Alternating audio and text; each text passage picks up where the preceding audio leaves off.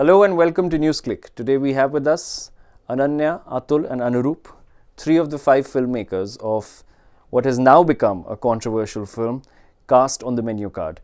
Well, it's a pleasure to have all three of you here. Thank you. Thank you.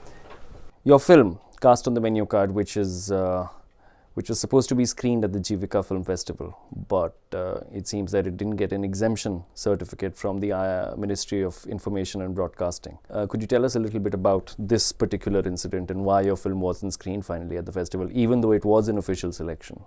See, what we have been told from the organizers is that they didn't get this exemption certificate because and what their version is, we need more information, which sounds like an excuse because they were given this synopsis and all information much before, and synopsis has enough information to find out.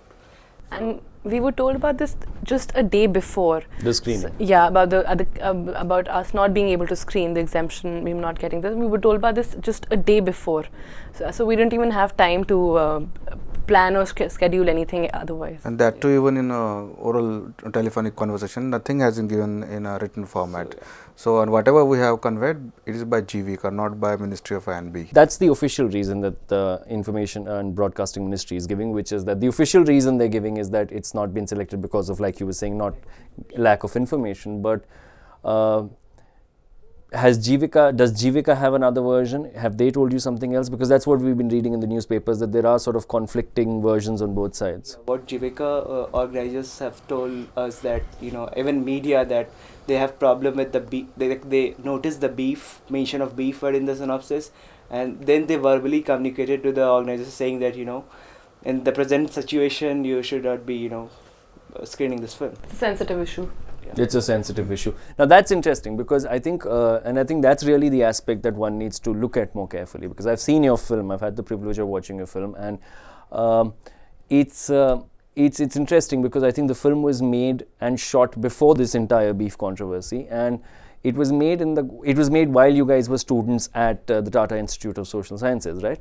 And it's interesting because the film then looks at beef not just in the context of the right to choose what you want to eat, but also in the context of culinary choices made according to caste. Universities across India, in fact. So in the third semester, we were given a theme, and the theme given to us this time was Cosmopolitan, looking at caste in urban centers. Right. And there were 6 groups. One chose looking at language and caste, education and caste, and we thought that might as well talk of food preferences when in our own campus the controversy had just begun of a student asking beef not to be served on campus in the canteens. So from there, our ideas also, we started interviewing people on campus, getting different views from campus, and then we went and tried to engage with it academically and read a few papers on. So yeah, this Cosmopolitan Mumbai series have films dealing caste and work, caste and marriage, caste, and our film, like coincidentally, this incident happened in our university when people started, this controversy began on beef, inclusion of beef and pork in college menu. So then we decided to make this film on that. But this film is not only about campus politics or beef per se.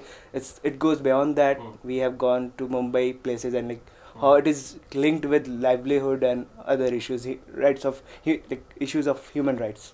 Absolutely, because I mean, when you're also talking about it in terms of livelihoods, now, and in terms of livelihood, I mean, so many Dalit communities, not just say people who are running slaughterhouses, that's one aspect of livelihood, but so many Dalit communities like the Jatavs in North India, who've been traditionally working with leather, and how it just suddenly sort of, and you look at that in the film as well. You guys look at that in the film in Maharashtra's context. Actually, there is an interview in our film of Professor Ramaiah. He has told that the film is underlining actually who is producing and who is processing the leather industry. They belongs to a particular community, and who is getting benefited out of it. This is also a community. So, concept of untouchability deals with these people who are producing and processing it, and the benefits and enjoyment are dealing with the community who are mostly upper caste people in this country. So, the concept of livelihood and caste, it's also interlinked. So, we'll have to understand our social structure mostly in Hindu religion there is hierarchy, and if you go through our history, a particular community has to take care of particular task. So this is how it works, and it is interrelated, and mostly the work which is unhygienic or it is very difficult, when it is become very difficult to deal with, then it goes to low caste people. Absolutely. So this is how it is intercomplicated and interrelated. So we have highlighted the thing, how is privileged section enjoying these things and who actually suffering because of the livelihood issues. So this is the aspect of the film. And how it becomes pure and impure. That idea also we've dealt. And I think that's such an important concept, because also if we're looking at also in just in terms of livelihood and how there's actually an intersection of class and caste and religion when it comes to so-called beef, this infamous beef ban today. Also, I mean, if one is to look at the smaller slaughterhouses and the smaller and the medium slaughterhouses, they're essentially owned by Muslims and by Dalits. Whereas the big meat industry, the big meat factories are run by upper caste Hindus, and the entire opposition is actually against the small and the medium slaughterhouses, which are actually not killing as many animals as compared to the big the big meat industry, the big meat factories, which There's is no run by ban on beef export. there's no ban on beef export. And Exactly. So it's only biggest domestic consumption where there's a consumption. problem. So which actually affects the small and the medium slaughterhouse, not the big guy who's exporting it outside.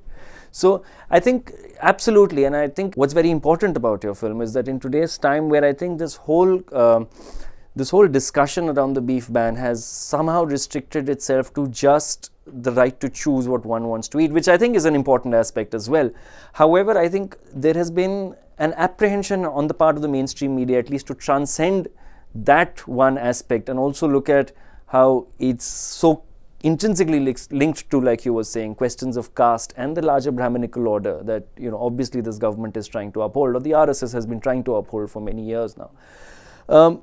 Finally, what do you guys plan to do with the film? Because I mean, censorship is a huge issue. I've faced it. It's not even the state censorship that I've faced. I faced a bunch of goons walking in, and I think expect that to happen at one of your screenings. But what do you guys plan to do from here? So we're planning to have different screenings of different venues, and we're getting nice response, and people are demanding to screen these kind of films. Tomorrow we are going to screen it at JNU, Delhi University campus, and St. Stephen College. There are 3 venues at Delhi only. Approached by Cinema of Resistance. So we have and it's already online. We've put it up online today. The school center. It's on YouTube? Center of Media and Cultural yeah, Studies. our School of Media and Culture, they officially have. So what does one have to search on YouTube to see this? Caste and Menu Card. Mumbai series. Or Caste and Menu Card. So, well, I think this becomes very important for the audience as well, right? Because I think censorship is not an issue that only concerns filmmakers, but also the audience. I mean, I would like to correct you one thing. You are talking about culinary choices. Sometimes it is not the case that it is a case of choice. Right. Sometimes it is imposed upon this community. Absolutely. Like we're discussing about Maha community. Their job is to take care of dead animals from the village, and they have to consume it. Maybe it is because of their cultural practices, or maybe they don't have any option at that time, so they have to consume it. So we'll have to critically analyze it, whether it is choices or somewhere it has become compulsion. So there are 2 different angles. That's a very important aspect you've brought up, because it's not always choice as well. I mean, it's also something that's been imposed and becomes traditionally part. And that is how food has got stigma over it. Absolutely. And when it got stigmatized, then it become a concept of pure and non-pure. And again, when we attach class, caste and religion kind of things, then again it will be complex and critical issues. I think there was a lovely moment in your film where there's a GBM in the Tata Institute of Social Sciences, where a student from the Northeast gets up and he says that, while eating pork and beef may have been maybe a cultural shock to you, but eating paneer and paratha was a cultural shock to me. So applauded by the other students of the who are not from the Northeast, absolutely other marginalized identities. So for them it is a staple food. Absolutely. But what is the definition of staple food? We need to understand. For you it is different, for me it is different. And from there one can draw the idea of inclusion in a university. Absolutely. What would it mean for a Northeastern, or what would it mean for different groups? Absolutely. So that's it. Absolutely. So I think it's really interesting how through the concept of beef we're looking at so many issues today, and also in your film. Also, now briefly, since you guys have worked on this issue and obviously are looking at it deeply, the sense I've got is that somewhere the BJP or the larger Sangh Parivar has desperately been trying to pick up one issue or the other to further the Hindutva agenda. Love jihad lost traction, so now they seem to have switched to beef. Do you see, and since you guys have worked on this issue, do you see them being able to carry this agenda much further for longer, or do you think it will die out? I think that they will carry forward. It's very traditional thing that they are doing it. So I think it's one stone and three birds. They are targeting Dalits, they are targeting Muslims, and somewhere they have an agenda to have an polarization of vote bank in current scenario. Yeah, so what exactly the scene is, cow becomes sacred. It has an historical context. Like I would say, arrival of Buddhism and Jainism, the concept of non-violence become very much popular at that time. So to counter that in a different way, in a strategized way, this cow has become sacred through mythological text and all that. So we'll have to understand this is 2000 old politics going around in our nation. So it is that much important in contemporary politics because it has become very easy to target a particular community. So dominant forces will always try to use this kind of non-important issues, I will say.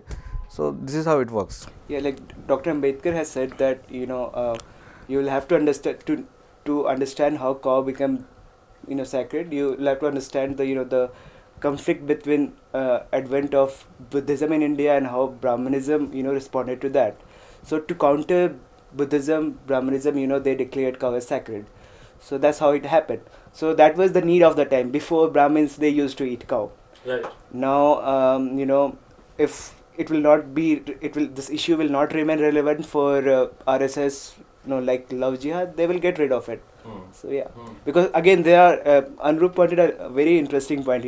They are like different kinds of meat. So meat of a dead animal, of a rotten animal, that will go to a Dalit. They will be forced to they used to be forced to eat that animal, that kind of meat. But there will be a beef export quality of beef that will be for a different people.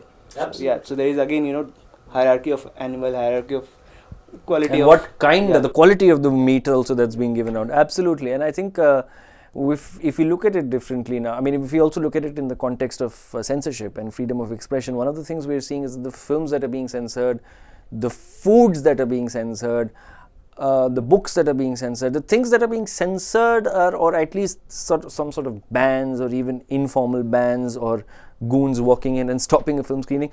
These are actually foods or films that may be about or are representative in some way of marginalized communities. They could be religious minorities, they could be Dalits, they could be other marginalized communities like like tribals and even other lower castes. And everything else seems to be getting a go-ahead by this government.